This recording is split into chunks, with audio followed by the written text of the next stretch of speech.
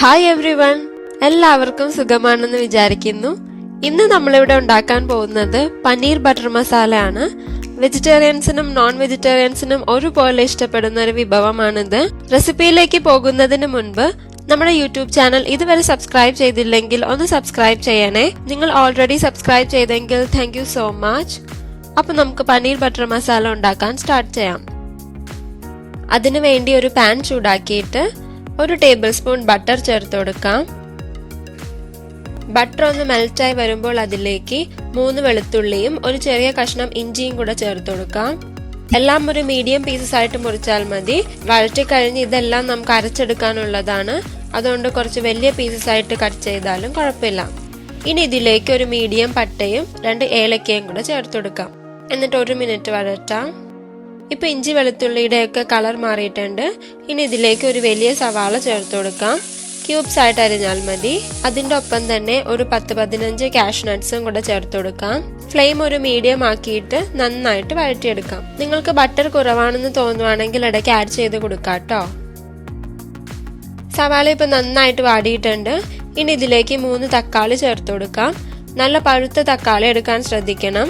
കുറച്ച് ഉപ്പ് കൂടെ ചേർക്കാം. അപ്പൊ തക്കാളി പെട്ടെന്ന് വെന്ത് കിട്ടും.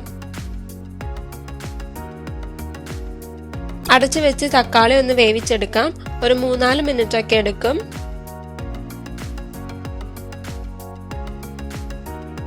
ഇപ്പൊ തക്കാളി എല്ലാം നന്നായിട്ട് വെന്തുടഞ്ഞിട്ടുണ്ട്. ഇനി ഇത് തണുത്തതിന് ശേഷം കുറച്ച് വെള്ളം കൂടെ ചേർത്ത് അരച്ചെടുക്കാം. അപ്പൊ ഞാൻ നല്ല പേസ്റ്റ് ആക്കി അരച്ചെടുത്തിട്ടുണ്ട്. വീണ്ടും ആ സെയിം പാൻ ഒന്നുകൂടെ ചൂടാക്കിയിട്ട് ഒരു ടേബിൾ സ്പൂൺ ബട്ടർ ചേർത്ത് കൊടുക്കുക. അതിലേക്ക് ഒരു ബേ ലീഫ് ഇട്ട് കൊടുക്കാം. ഇനി ഇതിലേക്ക് ഞാൻ ഒരു table spoon Kashmiri chilli powder ആണ് ചേർക്കുന്നത്.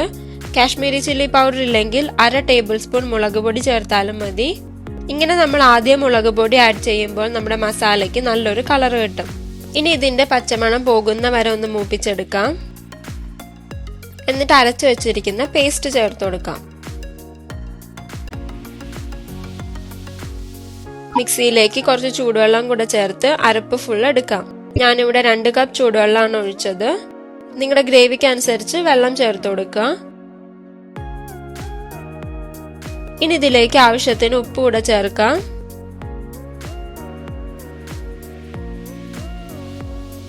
ഇനി ഇത് അടച്ചു വെച്ച് ലോ ഫ്ലെയിമിൽ ഒരു 15-20 മിനിറ്റ് കുക്ക് ചെയ്തെടുക്കാം. ഇങ്ങനെ പതുക്കെ കുക്ക് ചെയ്തെടുക്കുമ്പോഴാണ് കറക്റ്റ് കളറും ടേസ്റ്റും കിട്ടുന്നത്. അതുകൊണ്ട് ലോ ഫ്ലെയിമിൽ തന്നെ കുക്ക് ചെയ്യുക. തക്കാളിയുടെ പച്ച ടേസ്റ്റ് ഒക്കെ പോയി ഒന്ന് കുറുകി വരണം. അടച്ചു തന്നെ വെക്കണം, ഇല്ലെങ്കിൽ ഇത് എല്ലായിടത്തും തെറിക്കും. ഇടയ്ക്കൊന്ന് ഇളക്കി കൊടുത്താൽ മതി. ഇപ്പൊ ഒരു 20 മിനിറ്റ് ആയിട്ടുണ്ട്. കണ്ടോ, നല്ല തിക്കായി വന്നിട്ടുണ്ട്. നിങ്ങൾക്ക് തിക്നെസ് കൂടി എന്ന് തോന്നുവാണെങ്കിൽ കുറച്ചുകൂടെ ചൂടുവെള്ളം ചേർത്താൽ മതി. ഇനി ഇതിലേക്ക് ഞാൻ ഒരു 1/4 ടീസ്പൂൺ ഗരം മസാല ചേർക്കുവാണ്. പിന്നെ 1 ടേബിൾ സ്പൂൺ പഞ്ചസാര. പിന്നെ നമുക്ക് വേണ്ടത് 1 ടേബിൾ സ്പൂൺ കസൂരി മേത്തിയാണ്, അതായത് ഉലുവയുടെ ഇല പൊടിച്ചത്. ഇതിങ്ങനെ നമ്മുടെ കയ്യിൽ വെച്ച് ഒന്നുകൂടെ ഒന്ന് പൊടിച്ചിട്ടേ ഇട്ട് കൊടുക്കാവൂ. അപ്പോഴേ കസൂരി മേത്തിയുടെ ഫ്ലേവർ നന്നായിട്ട് കിട്ടുള്ളൂ. ഇത് ചേർക്കുമ്പോഴാണ് നമുക്ക് ആ റെസ്റ്റോറന്റിൽ നിന്ന് കിട്ടുന്ന ആ സെയിം ടേസ്റ്റ് കിട്ടുന്നത്.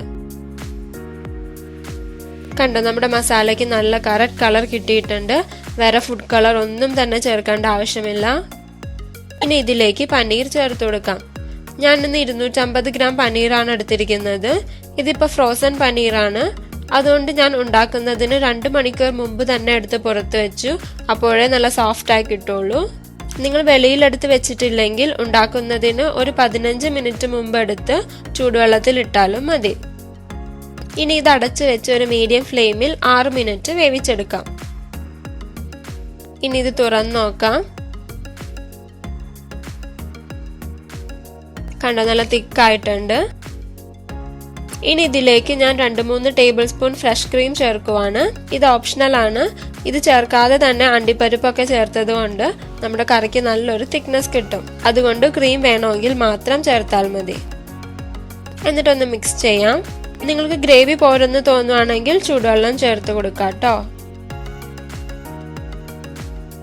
ടേസ്റ്റ് ഒക്കെ നോക്കി അഡ്ജസ്റ്റ് ചെയ്യുക. പനീർ ബട്ടർ മസാല എപ്പോഴും ഒരു ലൈറ്റ് മധുരം കാണും. ലാസ്റ്റ് കുറച്ച് മല്ലിയില കൂടെ ചേർക്കാം.